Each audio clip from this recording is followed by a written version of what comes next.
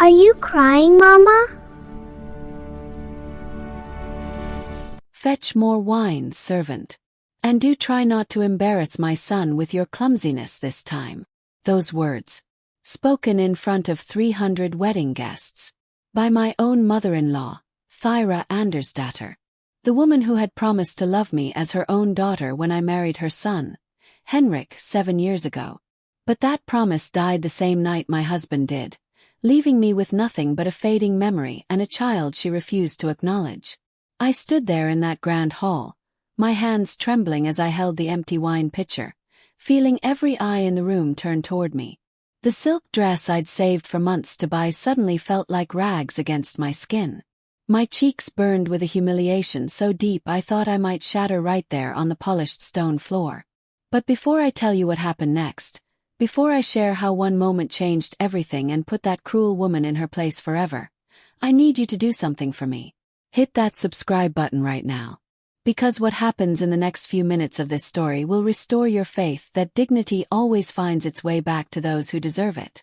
And tell me in the comments, what city are you watching from? I want to send you a hug because I know some of you have felt this same crushing weight of being treated as less than you are. Now let me take you back to where this all began. My name is Astrid Jensdatter, and I was born in a small village on the outskirts of København 29 years ago. My father, Jens, was a skilled carpenter, and my mother, Bert, took in washing and mending to help make ends meet. We were not wealthy, but we were respectable. We were proud. My father built the finest chairs and tables in 3 villages, and my mother's needlework was so exquisite that even the merchant wives sought her out. I was 17 when I first saw Henrik Thyrason at the summer festival. He was 23, tall and broad-shouldered, with kind blue eyes that crinkled at the corners when he smiled. His family owned significant farmland and had connections to the shipping trade.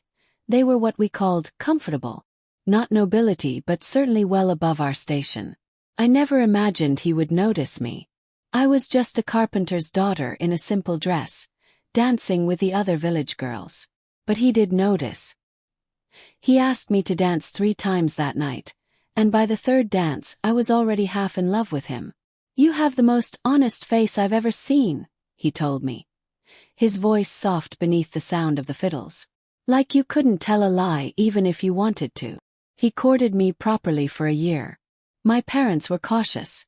His mother, Thyra, made it clear from the beginning that she had hoped Henrik would marry Else Mortensen, the daughter of a wealthy grain merchant. Else was educated, polished, and came with a substantial dowry. I came with calloused hands and a hope chest my mother and I had filled with linens we'd sewn ourselves. But Henrik loved me. He told his mother that he would marry me or no one, and eventually she relented. Or so I thought. The wedding was smaller than Thyra had wanted. She made sure everyone knew that. She seated my parents at the far end of the hall, away from the honored guests. She introduced me to her friends as Henrik's choice, with just enough emphasis on the word to make it clear it hadn't been hers. But I was young and in love, and Henrik's hand in mine made everything else fade away. We moved into a small house on the edge of his family's property, not the main house where Thyra lived, but close enough that she could keep watch over us, over me. The first year was beautiful despite her constant interference. Henrik worked with his uncle in the shipping offices, keeping ledgers and managing contracts. I kept our home, tended a small garden, and tried my best to win Thyra's approval. I brought her fresh bread every Sunday. I asked for her advice on preserving fruits and smoking meat. I complimented her taste, her wisdom, her son. Nothing was ever enough. "Astrid dear, you've swept the floor in the wrong direction. Everyone knows you must sweep toward the door to sweep bad fortune out of the house. Astrid, those carrots are cut far too thick. Did your mother teach you nothing about cooking? Astrid, you really should wear your hair up more often. Loose hair is for young girls, and you're a married woman now." Henrik would defend me at first, but after enough arguments with his mother, even he began to gently suggest that maybe I should try things her way, just to keep the peace. I learned to bite my tongue. I learned to nod and smile and say, "Yes, of course, you're absolutely right." Then, in our second year of marriage, I became pregnant. For a few precious months, Thyra actually softened toward me. She brought me special teas for morning sickness. She gave me one of her own baby blankets, hand-knitted and carefully preserved. She told me stories about when Henrik was born, and I saw a tenderness in her I'd never witnessed before. "A grandson," she would say, her hand on my growing belly. "I can feel it. You're carrying a son, Astrid. A son to carry on our family name." I gave birth to Magnus on a cold February morning. He was perfect, tiny fists, a head of dark hair, lungs that announced his arrival to the entire household. Henrik wept when he held him. My parents came and stood at the bedside, my father's eyes wet with pride, my mother stroking my hair like I was still her little girl. Thyra came too. She took Magnus from Henrik's arms and examined him with the scrutiny of someone evaluating livestock. Then she looked at me with an expression I couldn't quite read. "He has the Thyrason forehead," she announced. "And Henrik's nose. At least the boy looks like his father's family." It was a small cruelty, barely noticeable to anyone who wasn't listening carefully. But I heard it. "You look like an outsider, but thank goodness your son looks like us." Life with a new baby was exhausting and wonderful. Magnus was a good child, quick to smile, curious about everything. Henrik was a devoted father, coming home each evening eager to hold his son and hear about every small milestone. The first time Magnus grabbed his own toes, the way he would laugh at the cat, how he loved being sung to. We were happy. So perfectly, preciously happy. And then, one rainy October evening when Magnus was just 18 months old, Henrik didn't come home. There had been an accident at the docks. A crane loading cargo onto a ship had malfunctioned, and a massive crate had fallen. Henrik had been standing in the wrong place at the wrong moment. They told me he died instantly, that he didn't suffer. I remember very little of the days immediately after. I remember the sound of my own screaming. I remember my mother holding me while I collapsed. I remember Magnus crying because he could sense something was terribly wrong, and I couldn't even pick him up because my arms had stopped working. The funeral was a blur of black cloth and pitying faces and the sound of dirt hitting a coffin.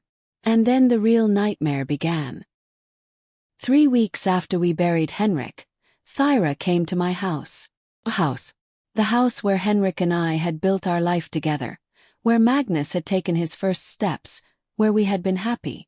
She didn't knock. She simply walked in with her brother, Svend, and a man I didn't recognize who carried a leather case full of papers. "Astrid," she said, her voice clipped and businesslike. "We need to discuss your situation." My situation. As if my husband's death was merely a logistical inconvenience. "This house," she continued, settling herself in the chair by the fire like she owned it, which it turned out she did. "This house belongs to the family property. Now that my son is gone, there's no reason for you to continue living here." I stared at her, not understanding. "This is my home. Magnus' home. This is my property," she corrected, "which I generously allowed Henrik to use." "But you are not Henrik." She gestured to the man with the papers. "Lars here is the family solicitor. He'll explain the legalities, but the simple truth is this. You have no claim to this house, to the family business, or to any of the Thyrason holdings. Henrik's share reverts to me." "But, Magnus," I managed to say. "Surely Magnus." "Magnus is a baby," Thyra interrupted. "And while he is my grandson, he is also half you. The business and properties require proper management, not the fumbling hands of a carpenter's daughter who can barely manage her own household accounts." The words hit me like physical blows. I looked to Svend, hoping for some intervention, some mercy. But he stood silently by the door, his face carefully neutral. He'd always been kind to me before, but now, with Henrik gone, I was apparently not worth defending. "What are you saying?" I asked, though I already knew. I could feel the ground crumbling beneath my feet. "I'm saying you'll need to make other arrangements," Thyra replied. "You're young. You'll remarry eventually. In the meantime, I suggest you return to your parents' home." I'll give you 1 month to vacate the premises. 1 month. Where am I supposed to go with a baby? My parents live in a single room now. My father's joints hurt too badly for carpentry work, and they've had to take a smaller place. There's no room for. That is hardly my concern, Thyra said, standing up. You've had security and comfort through your marriage to my son. But that chapter is closed now, Astrid. It's time you faced reality. I should have fought harder in that moment. I should have refused to leave, should have consulted my own solicitor, should have screamed and raged and demanded my rights. But I was drowning in grief, exhausted from caring for a toddler alone, and completely unprepared for such calculated cruelty from a woman I'd tried so hard to please. So I left. I packed what belongings I could carry, wrapped Magnus in his warmest blanket, and moved into the tiny room my parents had.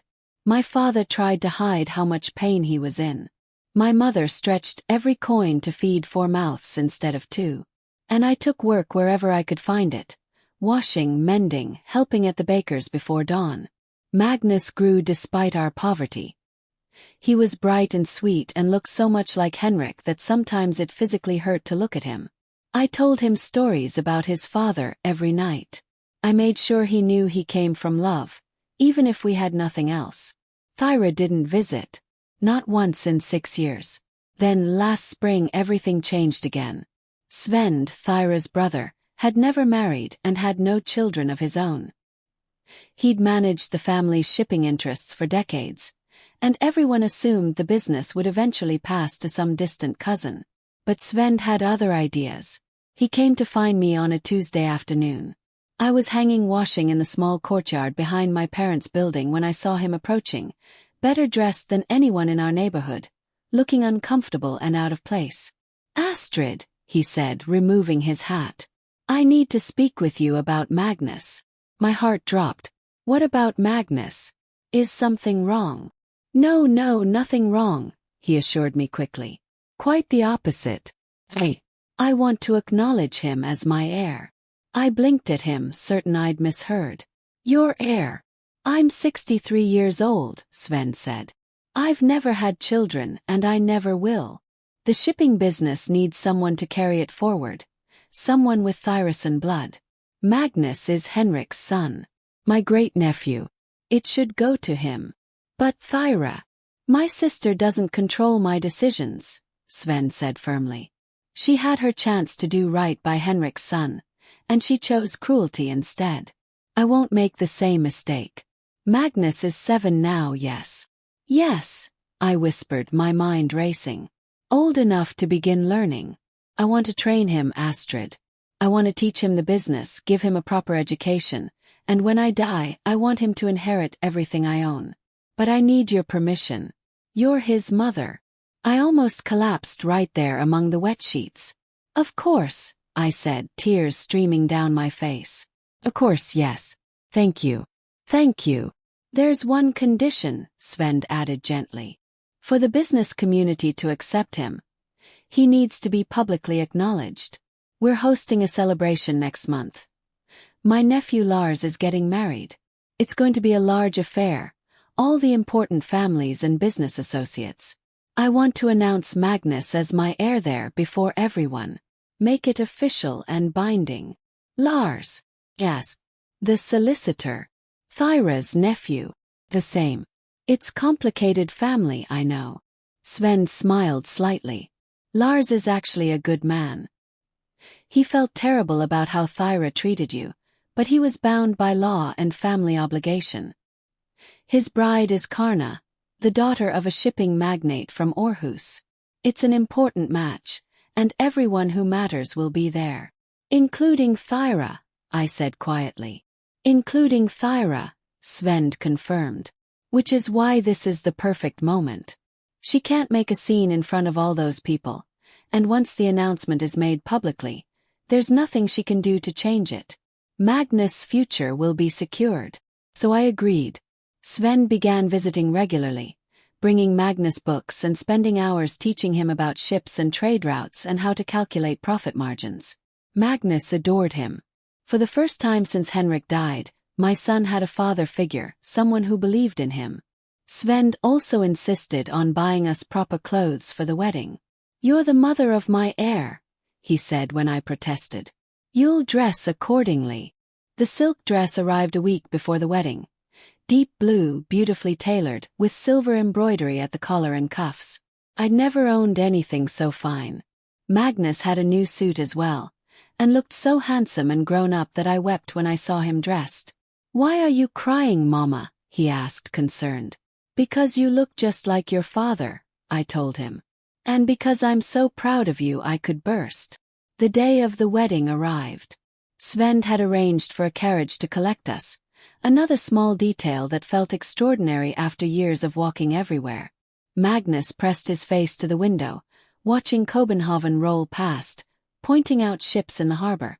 The wedding was being held at one of the grand halls near Nyhavn, the kind of place I'd only ever seen from the outside. Inside, it was all soaring ceilings and polished wood and candlelight that made everything glow. There were flowers everywhere, great cascading arrangements of roses and lilies that must have cost more than I earned in a month. And there were people, so many people, merchants and ship owners and their elegantly dressed wives. I recognized some faces from years ago, back when I'd been Henrik's wife and had attended a few functions. Some nodded politely. Others looked through me as if I were invisible. Then I saw her. Thyra stood near the center of the hall, holding court among a cluster of well-dressed women. She wore burgundy silk and enough jewelry to sink a small boat. Her hair was elaborately arranged, silver now but still thick. She was laughing at something one of the women had said. Her face animated and warm in a way I'd rarely seen directed at me. She hadn't noticed me yet. Svend had positioned us near the entrance, waiting for the right moment to move through the crowd. Magnus held my hand tightly, overwhelmed by the noise and the number of strangers. "It's all right," I whispered to him. "Uncle Svend will be here soon." "There are so many people, Mama," he whispered back. "What if I say something wrong?" "You won't," I assured him. "Just be yourself. That's all anyone can ask." But my own stomach was churning with anxiety. I hadn't seen Thyra in 6 years. I had no idea how she would react to our presence, to Svend's plan. I knew he'd written to her about it, but whether she'd believed him or thought she could still change his mind I couldn't say. The ceremony began, and we took our seats in the middle section. Not the front rows reserved for family, but not the back either. Another calculated positioning by Svend. Present but not presumptuous. The wedding itself was beautiful. Lars looked nervous but happy, and his bride Karna was lovely, with warm eyes and a genuine smile. They said their vows, were blessed by the minister, and then everyone moved into the even larger adjacent hall where the feast was laid out. Long tables groaned under the weight of food.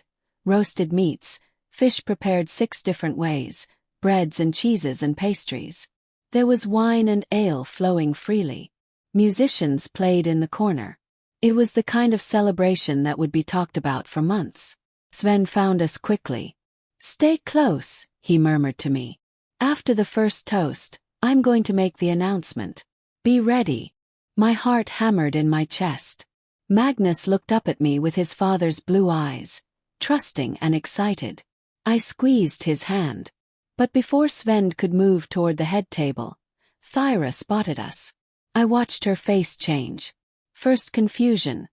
Who were these well-dressed people near her brother? Then recognition, and her expression hardened into something cold and sharp. She excused herself from her conversation and walked straight toward us, her silk skirts rustling with each step. "Astrid," she said, my name like ice in her mouth. "What are you doing here?" "She's here as my guest," Svend said firmly, appearing at my elbow. "As is Magnus." Thyra's eyes flicked to Magnus, and I saw something complicated cross her face. She hadn't seen her grandson in 6 years. He'd been a toddler when she'd thrown us out. Now he was a boy, clearly Henrik's son, with the same straight nose and determined chin. "Your guest," Thyra repeated slowly. "How interesting." "We'll talk later, Thyra," Svend said, his tone brooking no argument. "This is Lars's day. Let's not make a scene." For a moment I thought she would argue. But we were surrounded by guests, and Thyra had always been conscious of appearances. She gave me one more cold look and returned to her circle of friends. "That went better than expected," Svend muttered. "Come. The announcement will happen soon, and I want you near the front." He guided us through the crowd, Magnus' hand still firmly in mine. People were beginning to settle at the tables, finding their assigned seats. I realized with a jolt that Svend was leading us to the family table, the one at the front of the hall where the bride and groom sat with their closest relatives. "Svend," I whispered urgently. "We can't sit there. That's family." "You are family," he said simply. "You're Henrik's widow and Magnus' mother. You belong here." But there were only so many seats, and I could see that Thyra had already positioned herself at the family table, next to what appeared to be reserved seats for other relatives. There was nowhere for us to sit without displacing someone. "Perhaps we should," I began, but Svend was already speaking to one of the servants, who quickly brought 2 additional chairs and squeezed them in at the end of the family table. Thyra noticed immediately. I watched her lean over and say something sharp to Svend, but he ignored her, settling Magnus in the seat next to his and gesturing for me to take the one beside Magnus. The musicians finished their song, and the room gradually quieted. Lars stood, raising his glass, his new wife beside him glowing with happiness. "Thank you all for being here today," Lars said, his voice carrying across the hall. "Karna and I are overwhelmed by your generosity and your presence at our celebration. To have so many friends and family gathered together, it means more than we can express." There was warm applause. Karna said a few words as well, thanking her parents and Lars's family. Then she smiled at Thyra specifically. "And special thanks to Aunt Thyra, who has been so welcoming and helped plan this beautiful day." More applause. Thyra inclined her head graciously, playing the role of generous matriarch perfectly. Then Svend stood up. The room quieted again, people turning their attention to him with interest. Svend was well known in the shipping community, respected for his business acumen. When he spoke, people listened. "Before we begin the feast," Svend said, his voice strong and clear, "I have an announcement to make. As many of you know, I've never married, never had children of my own. But I have been blessed to be part of a large family, and I've had the privilege of watching my nephews and great-nephews grow." I felt Magnus tense beside me, sensing something important was about to happen. "7 years ago we lost my nephew Henrik Thyrason in a tragic accident," Svend continued, and I saw several heads nod sympathetically. People remembered. Henrik left behind a young son, Magnus, who carries not only his father's name but his father's character. I've spent the past several months getting to know this boy, teaching him about our family's business, and I've been profoundly impressed by his intelligence, his work ethic, and his integrity. The room was completely silent now. Everyone was listening. I could feel Thyra's fury radiating from across the table, but she couldn't move, couldn't speak, not without causing the exact scene she'd warned Svend against. "Therefore," Svend said, and now he placed his hand on Magnus' shoulder, "I am proud to publicly acknowledge Magnus Henriksson as my chosen heir. He will inherit my share of the family shipping business and all my properties. I've had the papers drawn up and signed. It is legal and binding. Magnus is my successor." The room erupted. Some people applauded immediately, moved by the gesture. Others began whispering to their neighbors, processing this news and what it meant for the family's business dealings. Several of the older merchants stood to offer their congratulations, coming forward to shake Svend's hand and greet Magnus. Magnus looked up at me, his eyes wide with shock and something like fear. This was so much attention, so many important people suddenly interested in him. "It's all right," I whispered, my own eyes wet with tears. "You deserve this. Your father would be so proud." But before I could say anything more, I felt someone grip my arm hard enough to hurt. Thyra had moved around the table. Her face was a mask of barely controlled rage, but her voice was low, meant only for me. "You conniving little witch," she hissed. "You put him up to this. You manipulated my brother. I did nothing of the sort, I said, pulling my arm free. Svend came to me. This was his choice. His choice, she spat. You think I don't know how women like you work? You've been plotting this for years, waiting for your opportunity to sink your claws back into this family's money. That's enough, Thyra. Svend's voice cut through her tirade like a blade. He had turned from the well-wishers and was looking at his sister with an expression I'd never seen before, disappointment mixed with steel. This is not the time or place, he said quietly. You will comport yourself with dignity, or you will leave. Leave.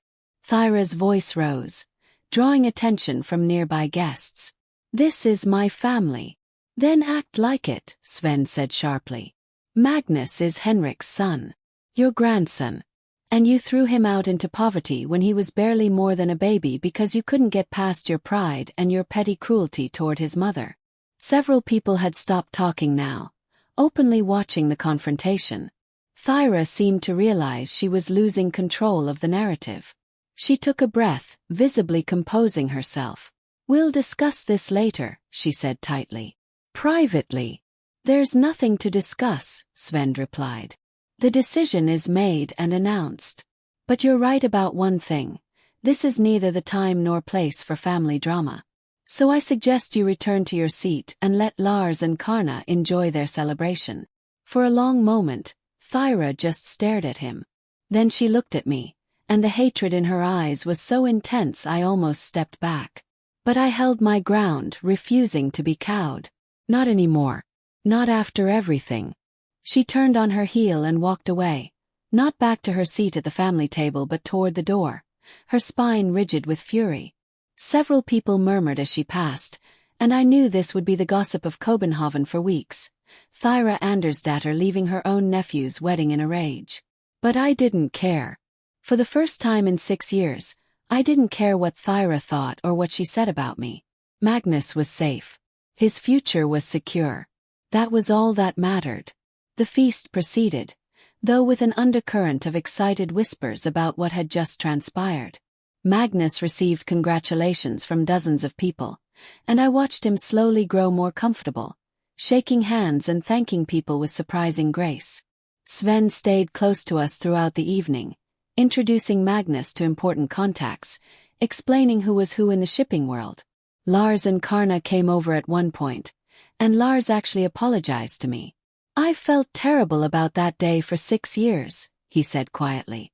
I had to follow the law and Thyra's instructions, but it never sat right with me. I'm glad Uncle Svend is correcting that wrong. Thank you, I said, touched by his sincerity. And congratulations on your marriage. Your bride seems wonderful. She is, Lars said, smiling at Karna. She's already told me she wants to meet Magnus properly, learn about the shipping business. She says any family that could produce someone as principled as Uncle Svend must have good people in it. It was a generous thing to say, and I felt some of the tight knot of anxiety in my chest finally begin to loosen. But the evening wasn't over yet. As the feast wound down and people began to settle in for the dancing and drinking that would last into the night, I excused myself to find the washroom. Magnus was safe with Svend, who was introducing him to a ship captain who worked on their North Sea routes. I made my way through the crowded hall and down a corridor toward the back of the building where the facilities were located.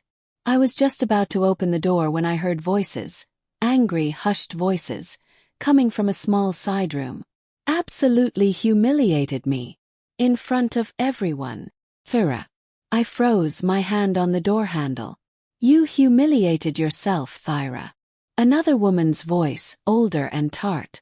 I've known you for 40 years, and I've never been more ashamed to call you friend. Don't you dare judge me, Thyra snapped. You don't understand. I understand perfectly, the other woman interrupted. That girl married your son. She gave you a grandson. And when Henrik died, instead of helping her, instead of treating her like the daughter you'd promised to accept, you threw her out like trash. And for what? Pride. Pettiness. The fact that she wasn't from the right family. She was never good enough for Henrik. Henrik loved her. Anyone with eyes could see it. And that boy out there, the one Svend just made his heir. That's Henrik's child, Thyra. Your flesh and blood. And you turned your back on him because you couldn't get over yourself. There was a long silence.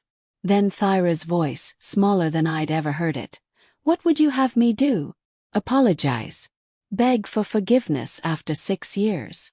That would be a start, the other woman said dryly. Though I suspect that girl deserves more than just an apology. She deserves your respect. But you're so busy protecting your pride that you can't see you've already lost everything that matters. Svend has cut you out. Lars clearly thinks you were wrong.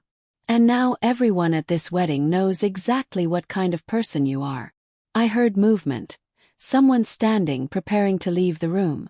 I quickly moved away from the door, not wanting to be caught eavesdropping, and slipped into the washroom. My hands were shaking as I splashed water on my face. Part of me felt vindicated. Someone had finally said to Thyra what needed to be said. But another part of me just felt tired. Tired of the conflict, tired of the anger, tired of carrying around 6 years of hurt and humiliation. I just wanted to move forward. For Magnus' sake, if nothing else. When I emerged from the washroom, Thyra was standing in the corridor. She'd been waiting for me. We stared at each other for a long moment, and I braced myself for another attack, another round of vitriol and blame. But instead she just looked tired and old. For the first time I saw her as she really was. A woman in her 60s who had lost her son and then pushed away everyone else because she didn't know how else to deal with her grief and her fear of losing control. I heard you, I said quietly. Your conversation with your friend. Thyra's jaw tightened, but she didn't deny it. Then you know what she thinks of me. What everyone thinks of me now. I know what you did to us, I replied.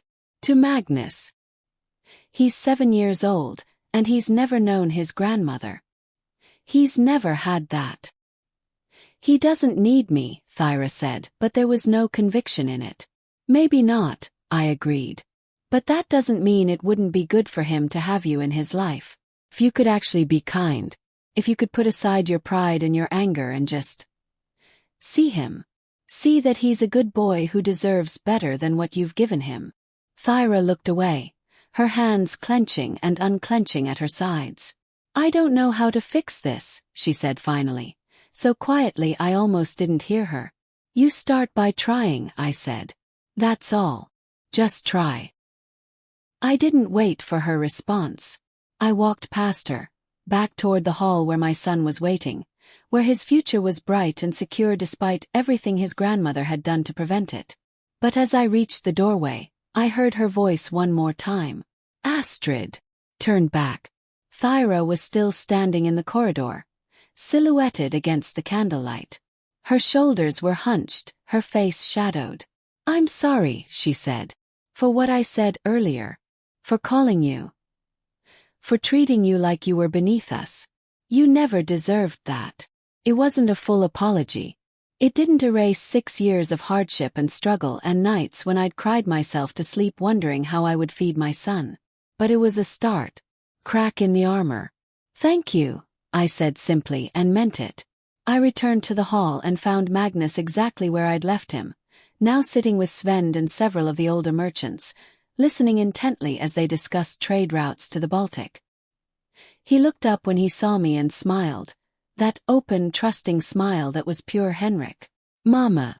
Captain Olsen says there are ports all the way north in Norway where the sun doesn't set in summer. Is that true? It is, I confirmed, ruffling his hair. Your Uncle Svend will teach you all about it. I will indeed, Svend said warmly. He glanced past me toward the corridor and raised an eyebrow. Everything all right? Yes, I said and realized I meant it. Everything is fine. The rest of the evening passed in a blur of music and conversation. Magnus fell asleep against my shoulder around midnight, exhausted from the excitement and attention. Svend arranged for a carriage to take us home, and this time home meant a new place. A small but comfortable house Svend owned on a better street, which he insisted we move into immediately.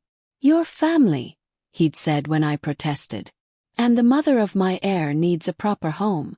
This is not charity, Astrid. This is what's right. The next morning, I woke in a real bed in a house with multiple rooms and windows that let in morning light. Magnus was still sleeping, sprawled across his own bed in his own room with his new books stacked on a shelf Svend had already installed. I stood at the window, looking out over København, and thought about everything that had changed. How one woman's cruelty had almost destroyed us, and how one man's integrity had saved us. How the worst moment of my life at that wedding, being called a servant in front of everyone, had actually been the catalyst for everything that followed. Because in the days after the wedding, more changed than just our living situation. Word spread quickly through København's merchant community about Svend's announcement and Thyra's reaction. The story took on a life of its own.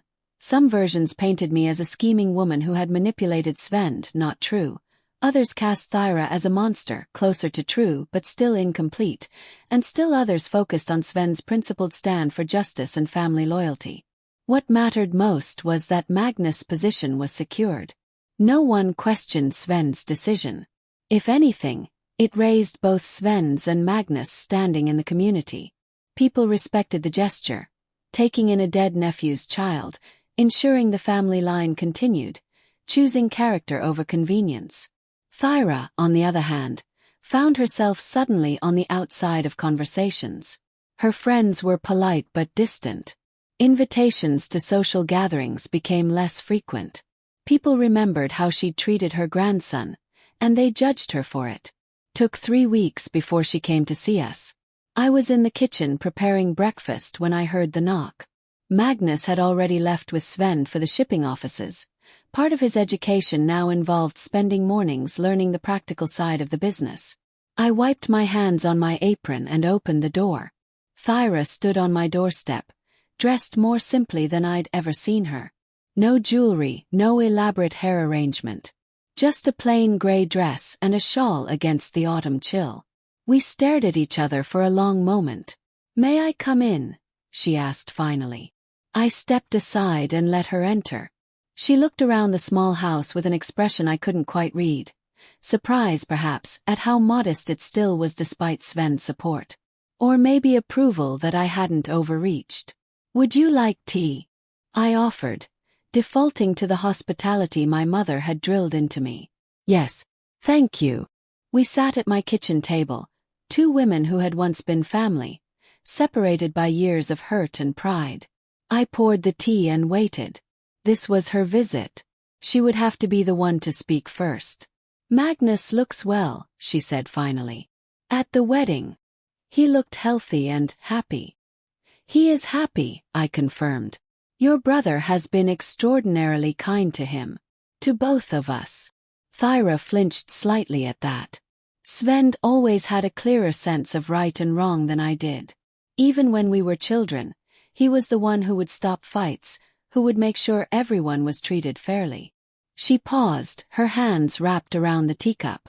I envied that about him sometimes. His certainty. His ability to just do the right thing without second-guessing himself. I didn't respond. I wasn't going to make this easier for her. "I was wrong," Thyra said abruptly, looking directly at me for the first time. "About you. About Magnus. About everything I did after Henrik died. I was grieving and I was angry and I took it out on the 2 people who loved him most. That was unforgivable." "Yes," I said quietly.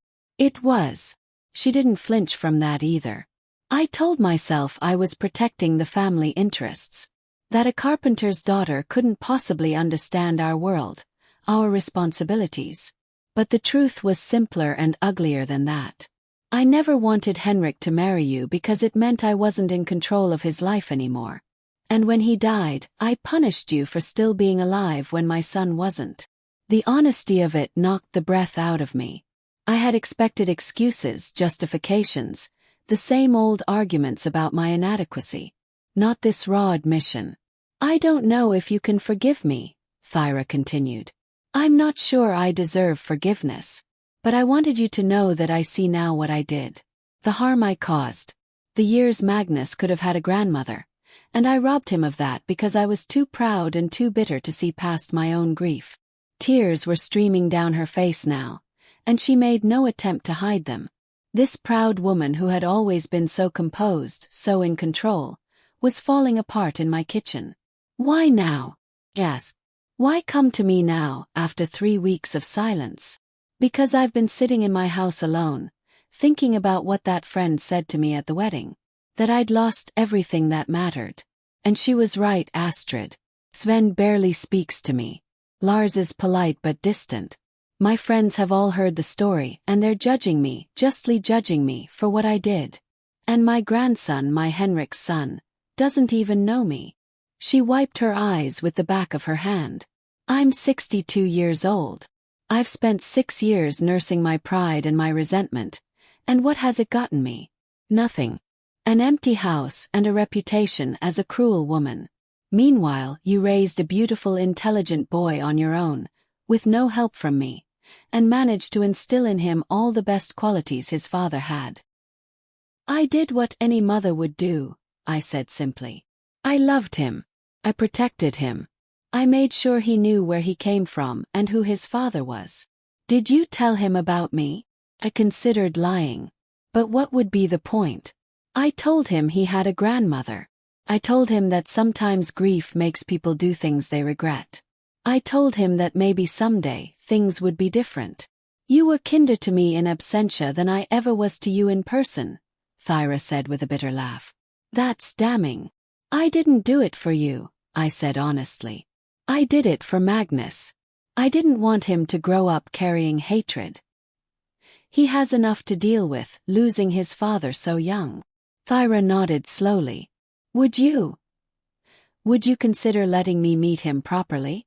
Not at some public function, but here, quietly. Let me get to know my grandson.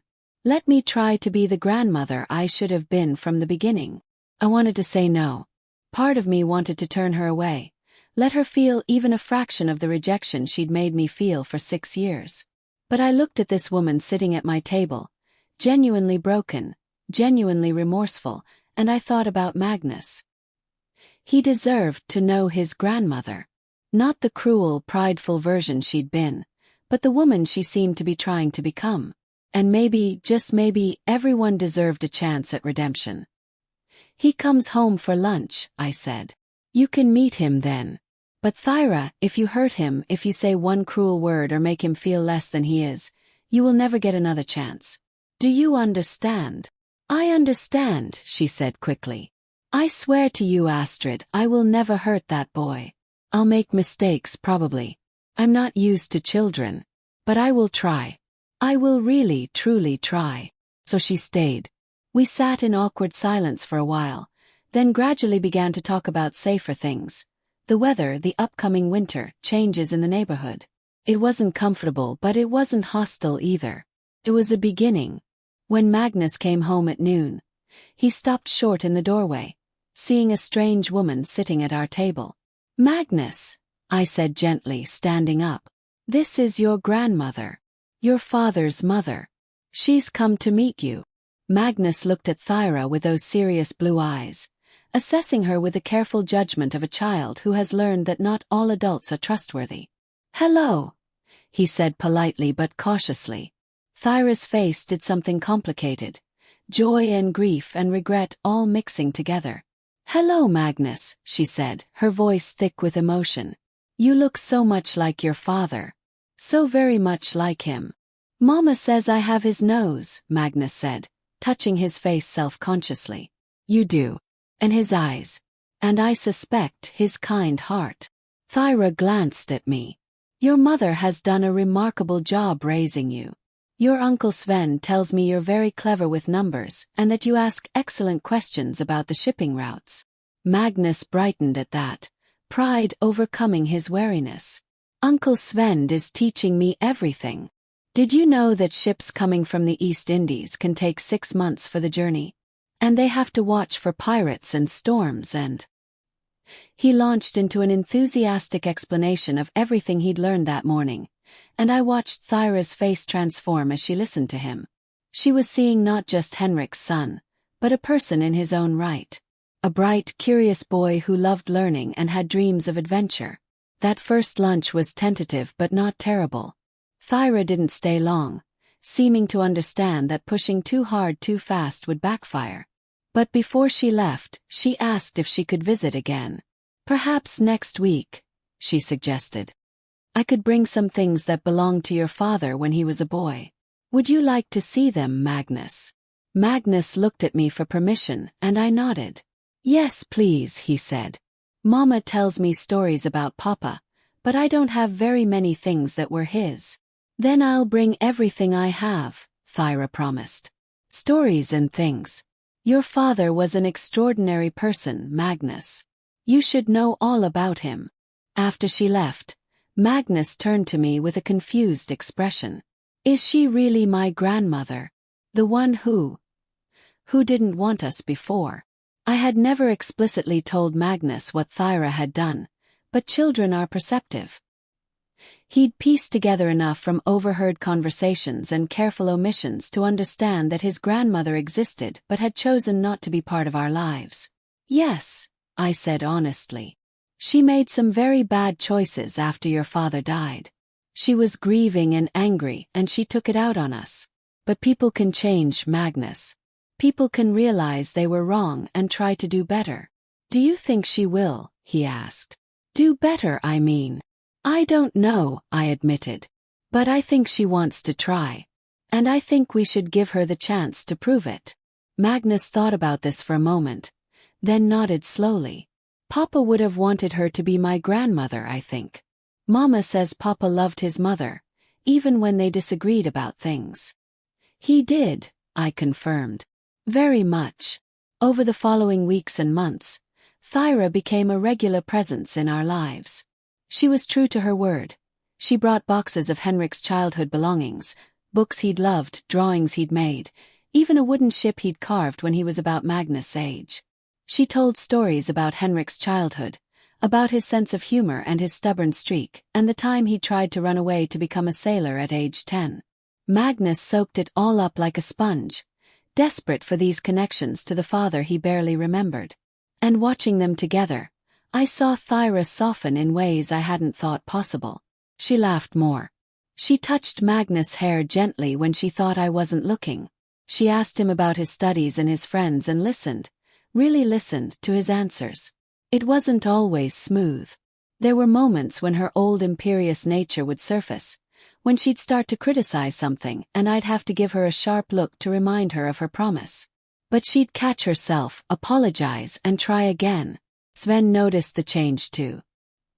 He came to dinner one evening and found Thyra already there, helping Magnus with his arithmetic while I finished cooking. Well, he said, stopping in the doorway with raised eyebrows. This is unexpected. Brother, Thyra acknowledged a bit stiffly. They still hadn't fully reconciled. Uncle Svend. Magnus jumped up. Grandmother was just showing me how to calculate compound interest. It's much more complicated than simple interest, but she says if I understand it now, I'll have an advantage in business later. Your grandmother is right, Svend said, his expression softening as he looked at his sister. She always was excellent with numbers. Better than I was at your age, truth be told. Thyra looked startled by the compliment, then pleased. You were better with people, she said quietly. Better at reading situations and knowing when to push and when to wait. That's why the business thrived under your management. It was perhaps the first genuinely kind thing I'd heard her say to him in all the years I'd known her. Svend seemed to recognize the significance too. Perhaps we could discuss some of the upcoming contracts after dinner, he suggested. Get your perspective on the terms the Hamburg merchants are proposing. I'd like that, Thyra said. I've missed being involved in the business discussions. That night marked a shift. Svend began including Thyra in business matters again, valuing her input even as he maintained Magnus as his heir. Family dinners became more regular, sometimes at my modest house, sometimes at Svend's larger residence, occasionally even at Thyra's home, though those were the hardest for me, returning to the grand house where I'd once been made to feel so small. But I went anyway. For Magnus, And also because I was learning that holding on to anger only poisoned the person carrying it. Thyra had wronged me terribly, but she was genuinely trying to make amends. That had to count for something. The real test came about 8 months after that initial reconciliation. Magnus came home from the shipping offices one afternoon with a troubled expression. "What's wrong?" asked immediately. "Some boys at the dock were saying things," he said hesitantly. "About me. About you. About how you trapped Uncle Svend into making me his heir because you wanted the family money." My blood ran cold. What boys? Who said this? They were older, maybe 15 or 16. I think their fathers work at the docks. They said everyone knows that's what happened, that you're a social climber who married above your station and then manipulated Uncle Svend when things didn't work out with Papa. I wanted to rage. I wanted to find those boys and their fathers and make them take back every word. But Magnus was watching me, waiting to see how I'd respond, what I'd tell him about who he was and where he came from. "Magnus," I said, kneeling down to his level. "There will always be people who say cruel things. People who invent stories because it makes them feel superior or important. The truth is simple. I loved your father. He loved me. We built a life together and we created you. When he died, I did what any mother would do. I protected you and raised you the best I could. Uncle Svend chose to make you his heir because he saw your father in you and wanted to honor his nephew's memory. Not because I manipulated anyone. But they said. I know what they said. And it's not true. Your father's mother, your grandmother Thyra, could tell you that I never once asked Svend for anything. He came to us. He offered this opportunity because he believed in you, Magnus. In your character and your potential. Should I tell grandmother what they said? Magnus asked. Before I could answer, a voice came from the doorway. You don't need to tell me. I heard. Thyra stood there, and her face was thunderous. She must have arrived while we were talking, must have heard everything through the open window. Who were these boys? She demanded. What were their names? Grandmother, I don't want to cause trouble. Their names, Magnus. Something in her tone made him answer. One of them was called Finn. Finn Svendsen, I think. His father works as a foreman at the North Dock. Peder Svendsen, Thyra said grimly. I know him. Or rather, I know of him. He's been trying to get a contract with our company for years, and Svend keeps refusing because the man cuts corners and treats his workers poorly. She looked at me. This is about business, Astrid. Peder is spreading poison through his son, hoping to damage your reputation and by extension, damage Magnus' position as Svend's heir. If Magnus is seen as illegitimate or you're seen as a schemer, it weakens the succession. What do we do? Yes. This was beyond my experience. I knew how to survive poverty and how to raise a child, but I didn't know how to fight these kinds of social battles. We fight back, Thyra said simply. With the truth and with solidarity. Magnus, tomorrow you'll go to the offices with your uncle as planned. If anyone says anything to you, you hold your head high and ignore them. Astrid, you and I are going to pay some visits. Visits? To the wives of every important merchant and business owner in København, Thyra said. We're going to present a united front. We're going to make it absolutely clear that you are family, that Magnus is legitimate, and that anyone who suggests otherwise will answer to me personally. I stared at her. This woman who had once called me a servant, who had thrown me out and refused to acknowledge her grandson, was now prepared to go to battle for us. Why? I asked quietly. Why would you do this? Thyra met my eyes, and there was no pretense in her expression. Because I failed you once, and I will not fail you again. Because Magnus is my grandson, and no one insults my family. And because... She paused, seeming to struggle with the words. Because you have been kinder to me than I ever deserved, and I owe you more than I can ever repay. So let me do this. Let me use my reputation and my connections to protect you and Magnus the way I should have done from the beginning. Over the next week, Thyra proved as fierce an ally as she had once been an enemy. We visited every influential woman in København's merchant society. At each house, Thyra told the same story. How grief had made her irrational after Henrik's death, how she had wronged her daughter-in-law and grandson, and how she was now working to correct that mistake. She made it clear that anyone who spoke ill of me or Magnus would be speaking ill of her, and no one wanted to cross Thyra Andersdatter. She also made a point of bringing me into conversations, deferring to my opinion on matters of household management and child-rearing, subtly elevating my status from carpenter's daughter to respected member of the family. It was a masterclass in social maneuvering, and I watched in amazement as she systematically repaired my reputation. Svend, for his part, dealt with the source more directly. He called Petter Svensson to his office and made it absolutely clear that not only would he never receive a contract from their company, but Svend would personally ensure that no other reputable shipping company in København would work with him either if he or his son continued to spread lies about Magnus. The rumors died down within a month. Magnus reported that the boys at the docks now avoided him entirely, which suited him fine. And I found myself in the strange position of actually having friends among the merchant wives. Women who had once looked through me now invited me to tea and asked my advice on various matters. It was dizzying and strange but also gratifying. Not because of the social elevation, I'd never particularly cared about that, but because it meant Magnus could grow up without the constant shadow of illegitimacy or suspicion hanging over him. 2 years passed. Magnus turned 9, then 10. He thrived under Svend's mentorship, showing a real aptitude for business and an impressive maturity for his age. Thyra remained a constant presence in our lives, and while I would never say we were close friends, we had developed a mutual respect and even a kind of careful affection. She still sometimes said thoughtless things. She still occasionally showed flashes of that old imperious nature. But she caught herself now, apologized, and tried to do better. And that effort, more than anything, had earned my forgiveness. Then came the day that changed everything again. Svend had been feeling unwell for several weeks. Nothing dramatic, just persistent fatigue and a cough he couldn't shake. We'd all urged him to see a physician, but he'd waved off our concerns, insisting it was just age catching up with him. But when he collapsed at the shipping offices one afternoon, it became impossible to ignore. The physician's diagnosis was grave, a tumor in his chest, growing and inoperable. He had perhaps 6 months, maybe less. The news devastated all of us. Magnus wept like his heart was breaking. Svend had become the father figure he'd never had.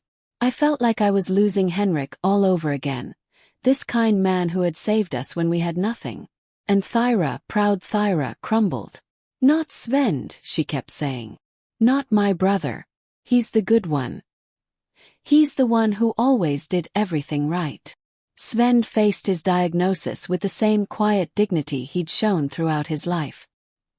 He put his affairs in order, made sure all the legal documents regarding Magnus' inheritance were ironclad, and spent as much time as his failing health allowed teaching Magnus everything he could about the business.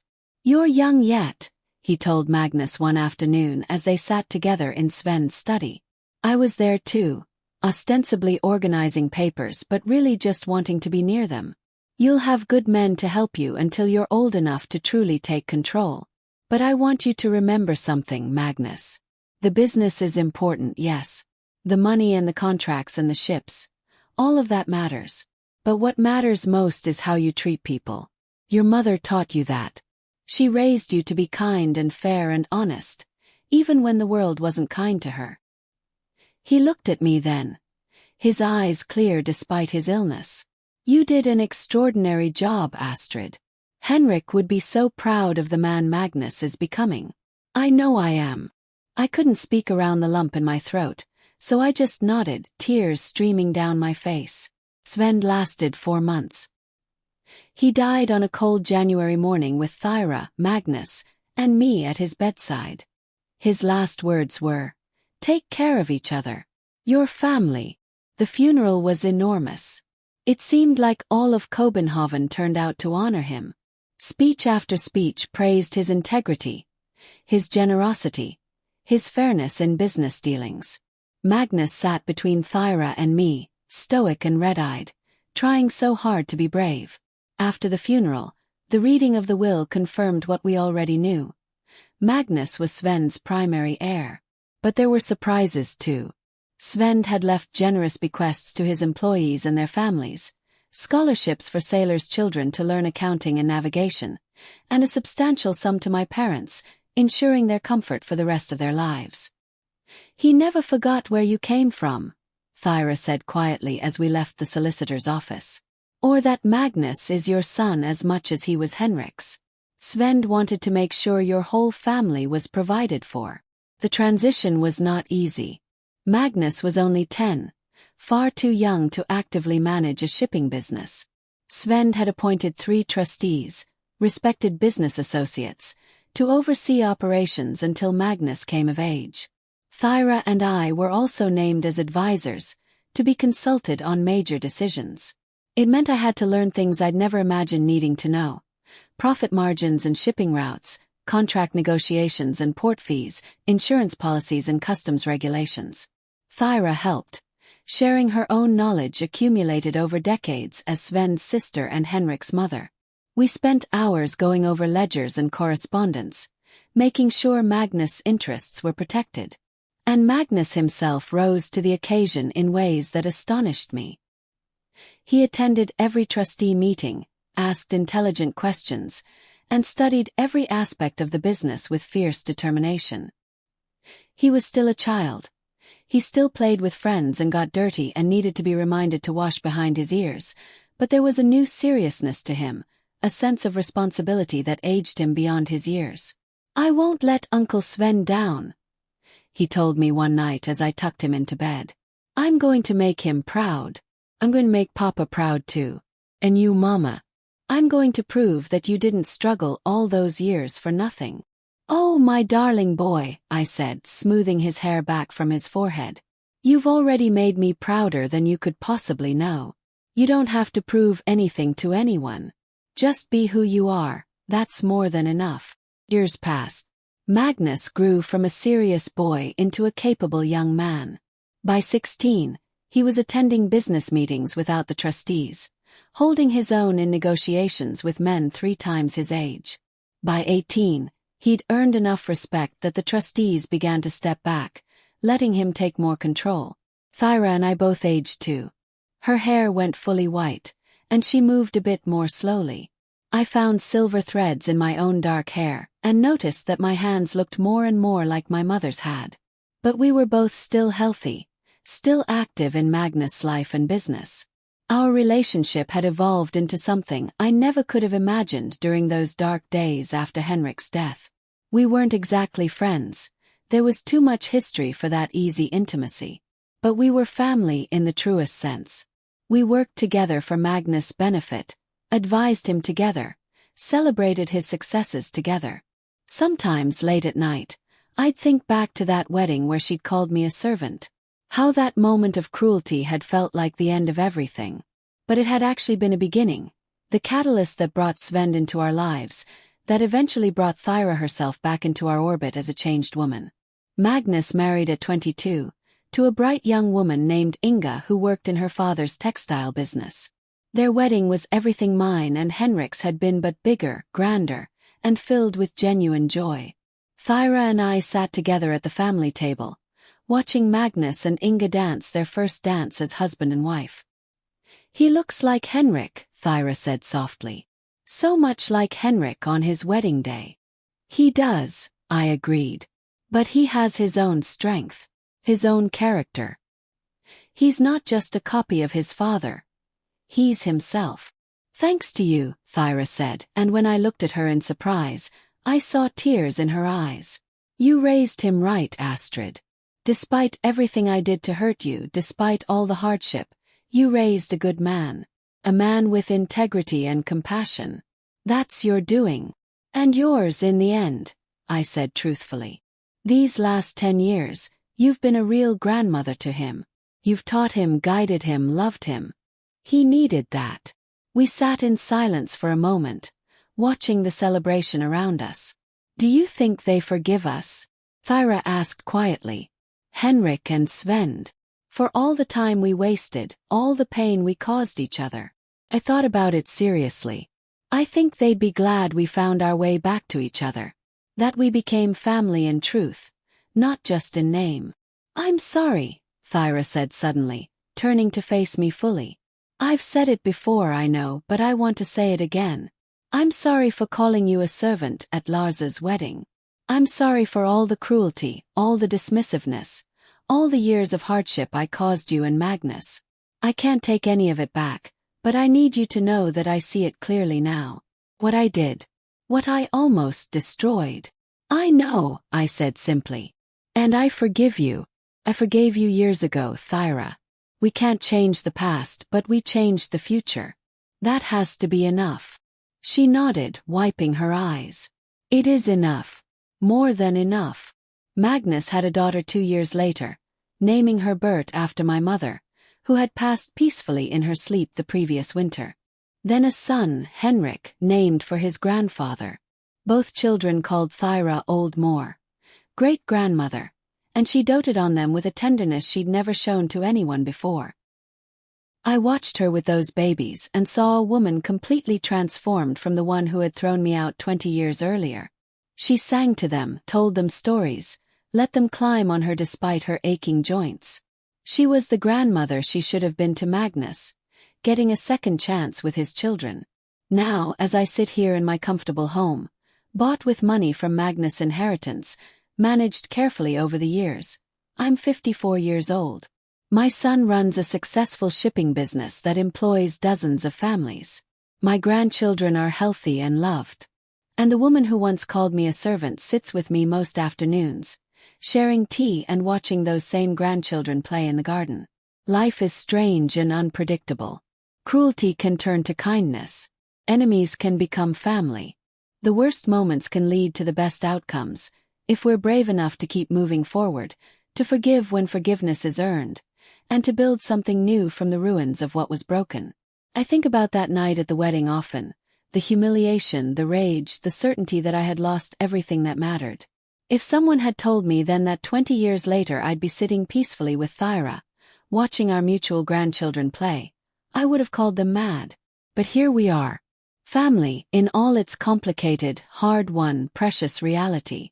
And whenever Magnus introduces me at business functions or social gatherings, he never fails to say, "This is my mother, Astrid. She's the strongest person I know, and everything I am, I owe to her. Not servant. Not carpenter's daughter. Not the woman who married above her station. Just mother. And that's worth more than all the shipping contracts and properties and social standing in the world." If this story touched you, if you've ever been looked down on or dismissed, if you've ever had to fight for dignity and recognition, I want to hear from you. Leave a comment telling me where you're watching from. What city in this world has the honor of housing someone as strong as you? Because that's what we are. Survivors, fighters, people who know that our worth isn't determined by what others think of us. Hit that subscribe button if you believe that dignity always finds its way back to those who deserve it. Share this story with someone who needs to hear it. And remember, you are not what your worst moment made you feel. You are what you